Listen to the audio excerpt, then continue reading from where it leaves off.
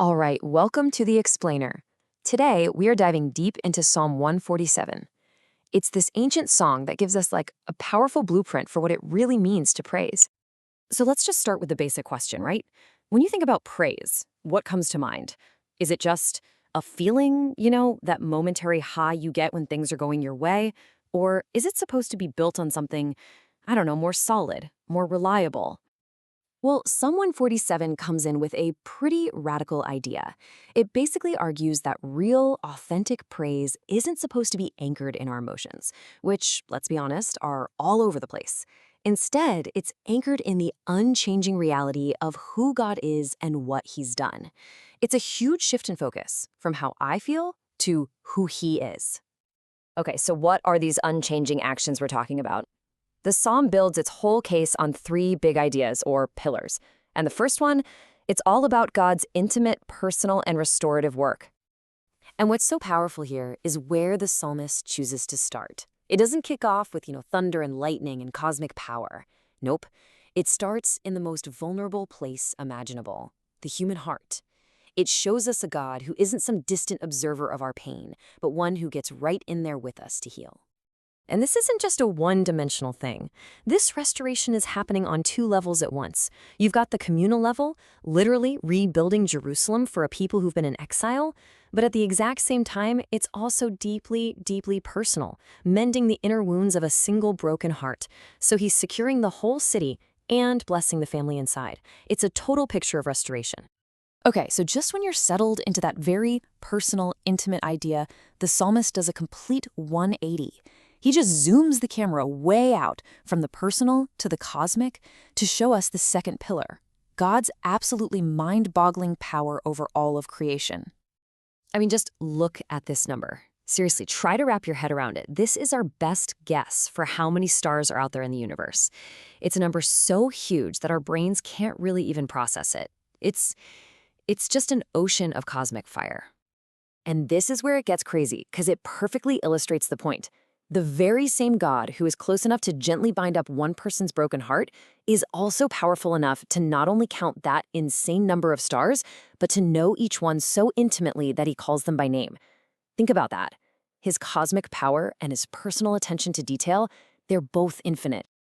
And this cosmic management, it's not just about the big, flashy stuff like stars. It comes all the way down to the smallest details right here on Earth. He's the one who orchestrates the clouds and the rain, which makes the grass grow on the hills, which in turn feeds the cattle. He even makes sure the smallest creatures get what they need, like feeding a baby raven when it cries out. It's this whole incredible, interconnected system, and he's caring for all of it. So this massive contrast, between commanding galaxies and feeding a baby bird, it brings up a really important question.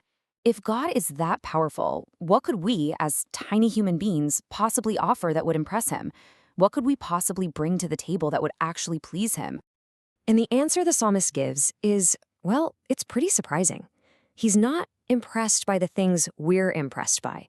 Not the strength of a war horse, not the speed of a great warrior. What actually gets the attention of this cosmic creator is something internal.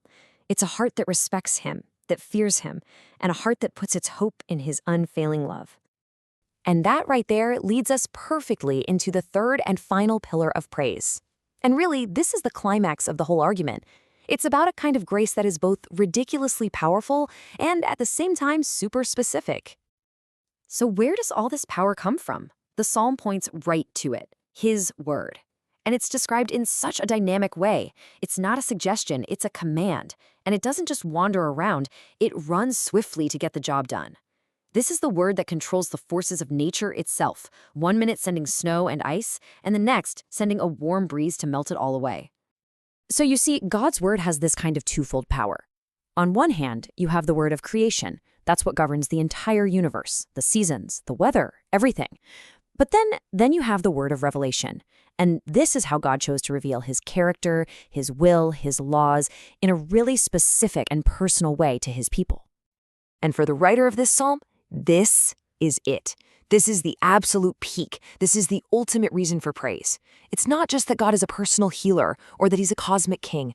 The biggest deal, the greatest gift of all, is that this incredible God chose to speak. He chose to reveal himself. And as the psalm points out, that's a gift that not everyone received. Okay, so let's bring these three huge ideas together. What's the big takeaway here? What is the actual foundation we're supposed to be building our praise on? You see, true, unshakable praise isn't just reacting to one part of God. It's a full response to the full picture. It's about realizing that the God who is personal enough to care about your deepest wounds is also the God who is cosmic enough to command the entire universe, and he's relational enough to bridge that immense gap and choose to speak to you directly through his word. And that's really what Psalm 147 leaves us with. It's a question for all of us. When you think about praise, what's its foundation in your life? Is it built on the shifting sand of how you happen to be feeling today? Or is it built on the solid, unshakable rock of who God has shown himself to be?